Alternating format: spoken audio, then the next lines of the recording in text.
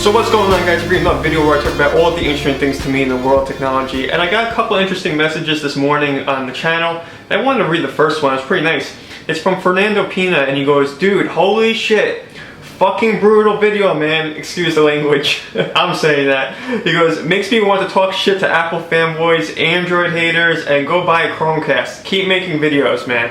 I honestly appreciate that. Now, I know some of you that like Apple that might watch this channel. I don't know how many of you are out there, but this was a cool comment to me because what it told me was that people are paying attention to some of the topics I'm talking about. And yeah, it has a lot to do with Apple's doing, but also Google, and the whole thing with Chromecast is just really impressive to me. So I really appreciate that comment, Fernando. Now, on to another comment. This guy is, I don't know how to say this, DAVMRLS. So, whoever you are, he wrote to me this morning, "How's it going, Adobe EZ2? You can call me Jonathan, it's okay. That guy is at it again, knocking developers for the so-called lagging that he is complaining about in his unboxing of the new Nexus 7. That guy's full of shit. I don't know how people follow him." So let me just answer this, because really what this has to do with is the people that have an issue with Google itself, and then they talk about Apple stuff and like to promote it. And I mentioned this in my other videos so many times, even the time where I called out another YouTube channel. I didn't say the name of it, but there were so many people who assumed who it was, and they wanted to come to my channel and start mentioning these other channels and saying, well, he has a right to his opinion, or this or that or whatever else. You know, I did my research about the Nexus 7, and I see that The Verge, which is a tech website, they said there's lag with the Nexus 7, but then I went to the reviewer who I thought this guy was talking about, because usually there's this group of people on YouTube that normally will trash Android, no matter what, you know, Google's doing with the platform. So I went to the tech channel, and I saw the review. It was a really long review, but what I did was I kind of jumped in between, you know, parts of the review, and I went to the middle of the review, and I got to the point when he starts talking about the lag on the Nexus 7. Now, as he's holding the Nexus 7, on top of the screen, you start seeing the updates. I use Android all the time, so I know what it looks like when the updates are coming to the tablet or even the phone.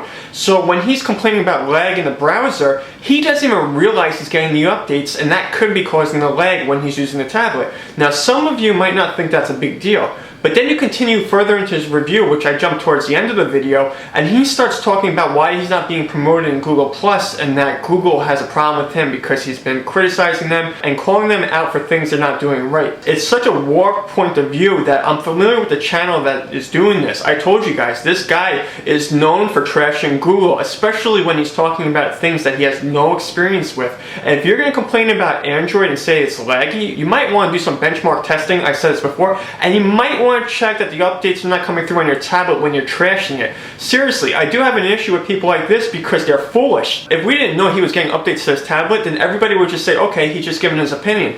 But really, that opinion is skewed because he has an issue with Google. It shows it in the video, and it also shows his lack of understanding from people that want to have a review, a fair review. So I'm not going to trash his channel that much or whatever, but I do know one thing about the guy. He does claim to be Italian or whatever it is, and on behalf of all Italian people, I like to say, le tue recensioni sono merda. And for Italians out there, you understand what I said, and if you don't understand what I said, I'll be more than happy to explain to you in the comments. But seriously, if you want to claim to be this, that, or whatever else, and you want to have reviews on your channel, and you want to be this person that has all the answers, because apparently when you start trashing Google, you're just saying that it's an honest answer, but really what it is a skewed opinion. And this is what I try telling people who come into my channel, and even trying to defend that channel, or even the tech websites out there. It's not like what you think when it comes down to someone trashing Google. Apparently, if you like Apple these days, you want to trash Google because the separation of Apple and Google is happening. This is why Apple's working with other companies besides Google, because they don't want their customers having so much contact with Google because the products sell great. Listen, I just told someone today